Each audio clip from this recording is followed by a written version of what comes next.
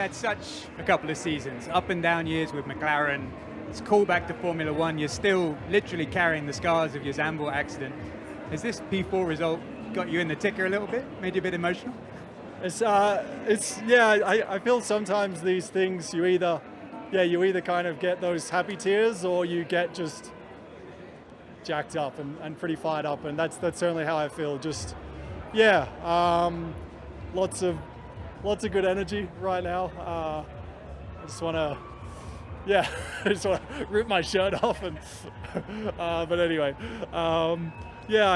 look, I'm very happy with P4. Like it's an amazing result for us as a team, but so on one hand I think the result is crazy, but already from yesterday, really from the first lap, just had a lot of good feeling in the car, and I don't know, just a few things that let's say, didn't go our way last weekend. I certainly carried a little bit of a chip on my shoulder this week coming into the weekend. I couldn't wait. I couldn't wait to get back in the car. I was as excited and hungry as I've felt in a very long time. So really happy to keep those emotions bottled in and use them well on track. And obviously today's half the job, but we'll focus on tomorrow in an hour or so. But I think for the next hour we'll enjoy this, and feels very, very, very nice.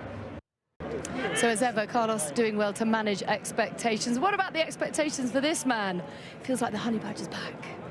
Does. Yeah, I don't know, it was one of those weeks where I definitely felt, and I'm not just saying this now because of the result, but already Sunday night in Austin, I was just wanting it to be Friday practice. I just wanted I wanted to get back in the car, and felt like there was some things left on the table, and there were some things also with setup that we knew we could try this weekend, having a more conventional weekend, and some things that I definitely wanted to try and had some confidence in. So yeah, from lap one yesterday, I felt really confident, and I mean, P4 is maybe a little more than we thought, but I really, coming into quali, it wasn't about getting Q3, it was how far can we get inside. So I think as a team, we definitely had confidence, but I thought maybe with the perfect lap, it's a P6, P7, not quite a P4, so it's cool. It's cool. Seems like cautious expectations are paying off this weekend. So having only so few races in the season,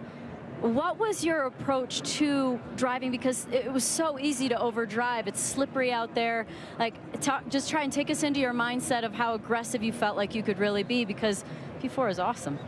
Yeah, it's a unique track where we run pretty much max downforce, but it's super slippery because of the altitude. So it's one of those ones that you can never be too clean and too smooth because you just won't be fast. But it is a track where, you can't afford to overdrive it. You know, it's very easy for the lap to kind of unravel and get away from you. So you just have to, that's that fine line. And I feel it's, definitely suits your strengths and your style, just a lot of precision and like that finesse, and you feel like you could always go quicker, but the moment you try, you end up sliding and losing a bit. But that's the problem, because you still, even though you know it, you still want to do it right. Of course. And a few of the drivers have said the inconsistency through qualifying in terms of, Lewis being quickest or George, and then the Ferraris obviously in the end, they're all up and down through qualifying, whereas you were there every time. Why do you think that is? Why do you think you were able to be consistent through qualifying and no one else was? This is a deep question. Oh yeah. Yeah, we're trying to get in there. There's definitely, really from like lap one yesterday, like we started the weekend with a bit of a different setup, and it was something that I just felt comfortable with. I think there was definitely a positive like chip on my shoulder as well. I know I haven't done much this year race-wise, but I don't know, I feel a lot like my old self, and I feel like I can do well. So well, that there was just quick. a lot of things that was that kind of was there, and it kind of brought out a lot of confidence. And I think even P3 this morning, I was P9 and I wasn't happy at all with my lap, but as opposed to kind of being frustrated with that, it gave me confidence coming into quali that I can clean it up and we're going to be well inside the top 10. So little things. And the hand, how's the dexterity? Does it feel right. good? Yeah, I'm not ready for a boxing ring yet. I'm glad I high-fived that hand. When I walked over and gave you the high five, I'm like, was that the good one or the bad one? I'm throwing the right out everywhere, but no, like this is especially like turn 2, turn 3 here, you smash the curbs, and it is one that, you're quite aggressive with, and hand's been good. So Yeah, I mean, I could say it's cost me 2/10 and I'd be pole today, but There you go. the reality is it's doing all right. So what's your target for tomorrow? Have you got one in mind?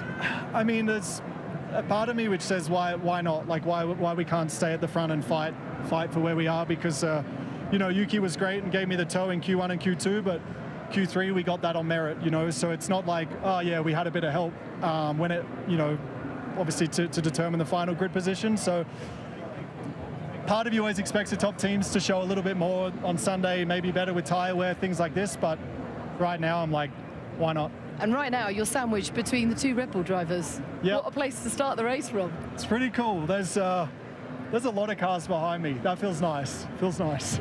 Good luck Stay tomorrow. behind me. Go Cheers. well. Go well. Thank you. Okay.